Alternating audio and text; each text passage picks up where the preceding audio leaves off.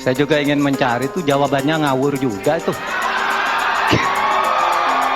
Ngarang-ngarang ndak karuan, mengkaitkan dengan sesuatu yang tidak ada. Gini loh, kalau akademis itu gampangnya kalau bertanya yang kayak gitu-gitu tuh recehan. Oleh sebab itu tidak layak dijawab menurut saya. Dan oleh sebab itu saya kembalikan saja ke moderator. Ini tidak layak dijawab pertanyaan kayak gini.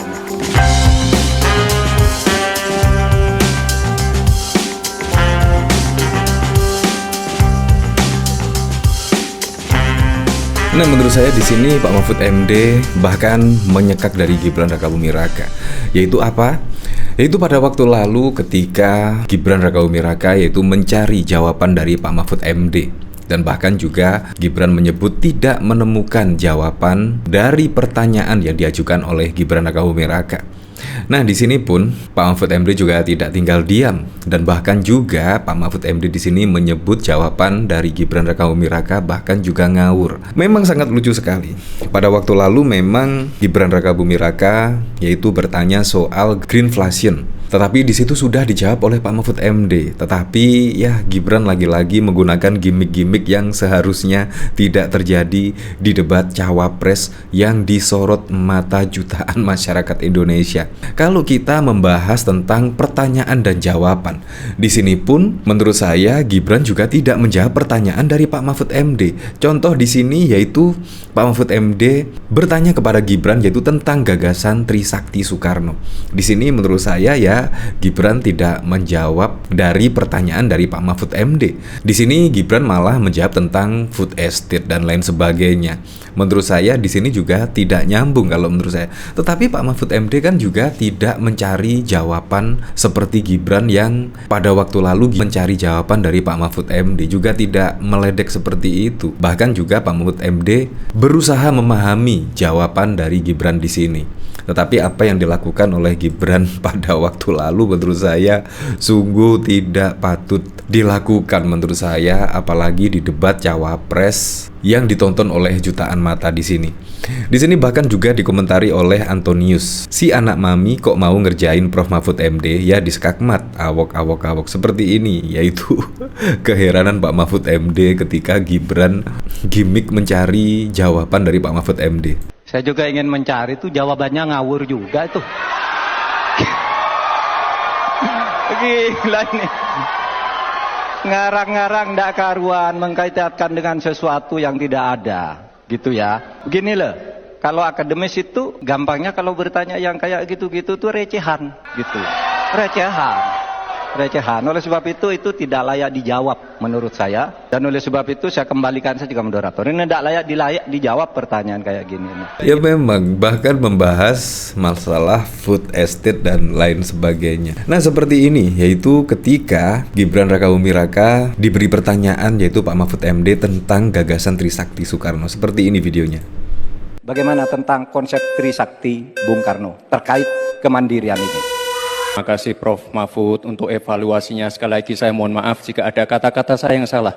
Tapi sekali lagi ini harus kita evaluasi. Dan kita jangan memberikan narasi-narasi yang menakutkan kepada warga. Intinya adalah program-program yang sudah berjalan sekarang.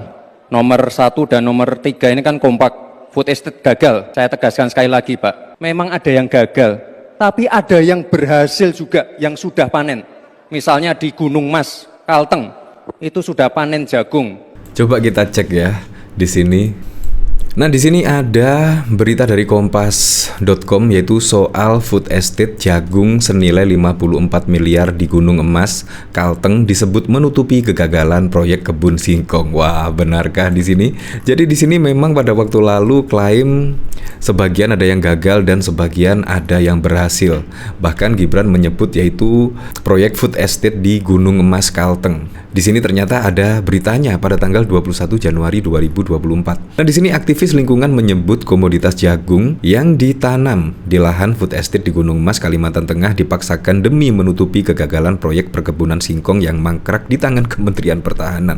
Pegiat lingkungan itu menganggap komoditas jagung yang dipaksakan ditanam di tanah yang mayoritas pasir itu tumbuhnya tidak terlalu bagus. Sebaliknya, Kementerian Pertanian mengklaim dari hasil percobaan yang sudah dan tengah dilakukan di Gunung Mas, Kalteng, pihaknya optimistis proyek food estate kebun jagung senilai 54 miliar bisa berjalan dengan baik. Seorang pejabat di Balai Penerapan Standar Instrumen Pertanian Kalimantan Tengah kepada BBC News Indonesia mengakui lahan di Gunung Mas Kalteng tidak bisa dan berat untuk ditanami singkong karena lahan yang mayoritas pasir, kuarsa yang nyaris nol unsur hara. Namun, BPSI Pertanian Kalteng meyakini jagung dipilih karena lebih cepat dan lebih mudah mendapatkan hasil dan bisa beradaptasi dengan baik. Walaupun demikian, LSM Wahana Lingkungan Hidup Walhi Kalteng mengaku menemukan jagung yang tumbuh subur di Gunung Mas merupakan tanaman yang menggunakan modium polybag.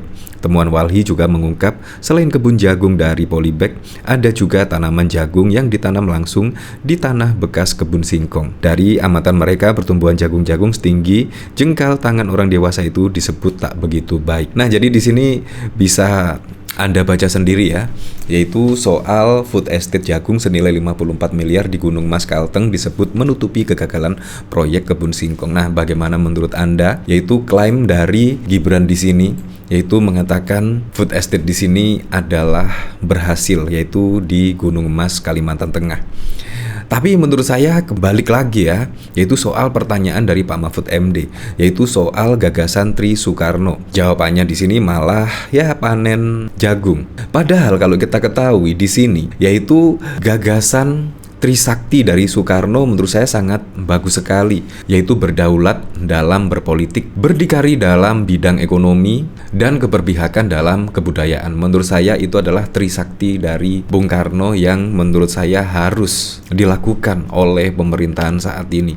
Karena dengan Trisakti dari Bung Karno menurut saya di situ pasti tidak akan ada gesekan-gesekan ya, yaitu tentang kebudayaan dan juga perpolitikan dan lain sebagainya. Yaitu di sini berdaulat dalam berpolitik, berdikari dalam bidang ekonomi dan juga berkepribadian dalam berkebudayaan. Menurut saya jawaban dari Pak Mahfud MD pada waktu lalu menurut saya sudah bagus sekali ya, yaitu menjawab pertanyaan dari Gibran Rakabuming Raka. Tetapi di situ bukannya mengapresiasi tetapi malah ya gimmick-gimmick yang tidak seharusnya terjadi di dalam debat cawapres yang disaksikan oleh jutaan mata di situ. Menurut saya akhirnya Gibran di situ mendapatkan sentimen negatif terhadap masyarakat karena terkesan meledek dari jawaban Pak Mahfud MD. Ya, menurut saya sudah pantas lah kalau Pak Mahfud MD membalas dengan telak, yaitu gimmick-gimmick dari Gibran di sini, bahkan juga menyebut receh. Ya, apapun itulah untuk Pilpres 2024 mendatang, semoga saja berjalan dengan aman, berjalan dengan lancar, dan yang paling penting berjalan dengan jujur dan juga adil.